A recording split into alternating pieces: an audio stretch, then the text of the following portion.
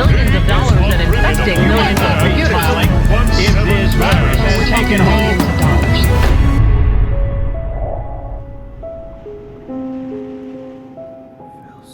2009 में बैंक में बैठा मुलाजिम एक कॉल रिसीव करता है। कॉल थी बैंक के एक रिस्पेक्टेड क्लाइंट की तरफ से, जिसमें वो ये पूछता है कि उसकी मर्जी के बगैर उसके बैंक अकाउंट से पैसे क्यों निकाले गए हैं। इसी साल 2009 में अमेरिका और इंटरनेशनल कंपनीज की ऐसी बहुत सारी कॉल्स बैंक्स को आती हैं कि आखिर उनके अकाउंट्स में से पैसे कहाँ जा रहे हैं। एक बैंक नहीं बल्कि बहुत सारे बैंक्स में यही मसला खड़ा हो जाता है। इन सबसे नुमाया कंपनीज थी online banking system, credit card companies, small financial institutions और इंडिविजुअल अकाउंट्स। इन सब के अकाउंट्स में से पैसे गायब हो रहे थे। बैंक्स लोकल पुलिस को बताते हैं और अपनी पहुंच के मुताबिक इस मसले को हल करने की कोशिश करते हैं, लेकिन सॉल्व कैसे हो पाता, मामला था ही बहुत बड़ा। इसने तो FBI की चीखें निकलवा दी थी। आखिरकार एक दिन माइक्रोसॉफ्ट के ऑफिस से कंप्लेन की जाती है अकाउंट से पैसे गायब होने की। दोस्तों, माइक्रोसॉफ्ट की कंपनी किसी तारीफ की मोहताज नहीं है। दुनिया के हर कोने में अगर आज कंप्यूटर चल रहा है तो उसमें कहीं ना कहीं माइक्रोसॉफ्ट का हाथ है। अब बैंक्स को समझ आया कि मामला छोटा नहीं है बल्कि बहुत बड़ा है। तब FBI को इसके अबाउट बताया गया। FBI ने फौरन इस इन्वेस्टिगेशन को अपनी टॉप प्रायोरिटी बनाया। साइबर अटैक्स के खदशात थे। सबसे पहले FBI ने सस्पिशियस ट्रांजैक्शन को ट्रैक करना शुरू किया, लेकिन इस साइबर अटैक की कम्प्लेक्सिटी ने उनके लिए काफी प्रॉब्लम्स क्रिएट की। उन्हें ये समझ आ चुका था कि हैकिंग हुई है और बहुत ही एडवांस लेवल पे हुई है, और हैकर कोई बहुत ही स्किल्ड ऑर्गेनाइजेशन से है या कोई एक पर्सन है। FBI को समझ आया कि इस एडवांस हैकिंग के लिए एडवांस एक्सपर्ट्स की जरूरत है। FBI ने साइबर एक्सपर्ट्स और हैकर्स को ढूंढना शुरू किया जो इस लेवल की हैकिंग को समझ सकें। साइबर एक्सपर्ट्स और ट्रैकिंग FBI ने अपने इन हाउस एक्सपर्ट्स को इन्वॉल्व किया और जरूरत पड़ने पर बाहर से भी एक्सपर्ट्स को हायर किया। इन एक्सपर्ट्स ने उन लोगों के कंप्यूटर्स को यूज किया जिनके अकाउंट्स में से पैसे चुराए गए थे। उन्हें कंप्यूटर में से वायरसेस के ट्रेसेस मिले और बहुत ही लंबी चौड़ी इन्वेस्टिगेशन के बाद पता चला कि हैकर ने एक कंप्यूटर वायरस स्पाई आई मालवेयर बनाया।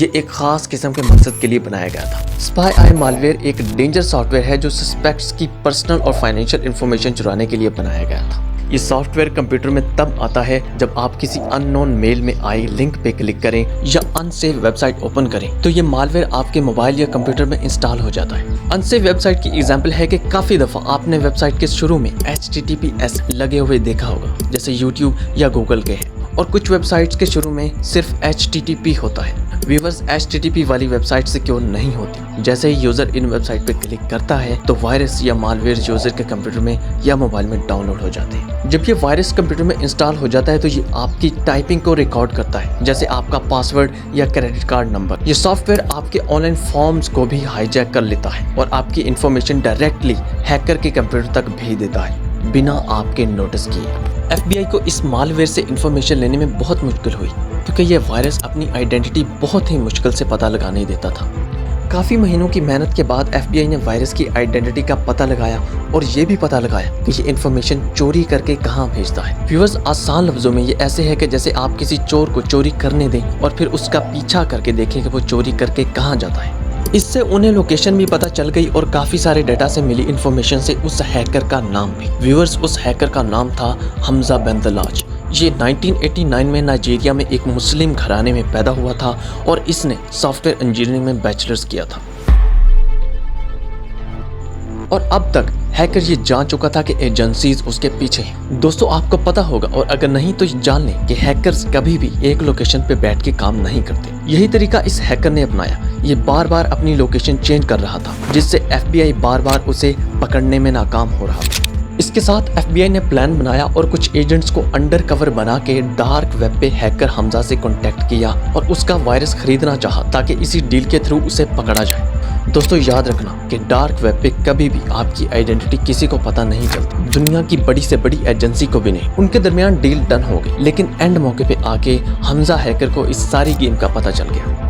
3 साल हो चुके थे FBI को हमजा के पीछे लगे हुए और वो हमेशा अपनी लोकेशन को चेंज करता रहता था। इसी दौरान FBI, इंटरनेशनल पुलिस, इंटरपोल से भी राब्ते में था। FBI ने इंटरपोल के साथ मिलकर प्लान बनाया था कि जैसे ही कहीं भी हमजा हैकर की इंफॉर्मेशन मिलेगी उसी वक्त एक्शन लिया जाएगा, वरना वो लोकेशन चेंज कर सकता है। और आखिरकार एक दिन FBI ने कोरियन इंटरपोल को इन्फॉर्म किया कि जल्द से जल्द हमजा को ढूंढो, उसकी लोकेशन कोरिया की आ रही है। तब कोरिया एजेंसीज ने हमजा को ट्रैक किया और जब कन्फर्म हो गया और लोकेशन भी मिल गई तो हमजा को एक एयरपोर्ट पर पकड़ लिया गया। अभी तक आपको हमजा का नेगेटिव कैरेक्टर ही नजर आया होगा, लेकिन अब उसके ओरिजिनल कैरेक्टर की बात करते हैं। जब हमजा पकड़ा गया तब लाखों की तादाद में लोग उसे आज का रॉबिन हुड समझने लगे थे, क्योंकि अमेरिकन कोर्ट्स ने हमजा पे $4 बिलियन की हैकिंग का इल्जाम लगाया। लेकिन हमजा बिन दलाज ने गिरफ्तारी के बाद कहा कि उनका मकसद किसी जाती मफाद के लिए हैकिंग करना नहीं था, बल्कि उसने ये रकम गरीब और मजलूम लोगों की मदद के लिए इस्तेमाल की, खासतौर पर फलस्तीनी अवाम की मदद के लिए भी बड़ी रकम दी। उसका कहना था कि वो हमेशा से उन लोगों की मदद करना चाहता था जो जंग और जुल्म सितम का शिकार हैं, और उसके अमल को मुजरमाना नहीं समझना चाहिए, क्योंकि उसका मकसद इंसानी हमदर्दी था।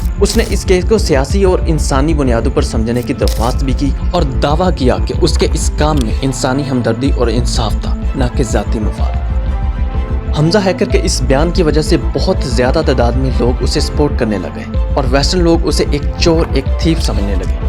व्यूवर, इससे नेक्स्ट भी एक बड़ी कंट्रोवर्सी जारी रही हमजा हैकर को लेके। अगर आपको उस पर वीडियो चाहिए तो नीचे कमेंट्स में लिखें। मिलते हैं नेक्स्ट वीडियो में,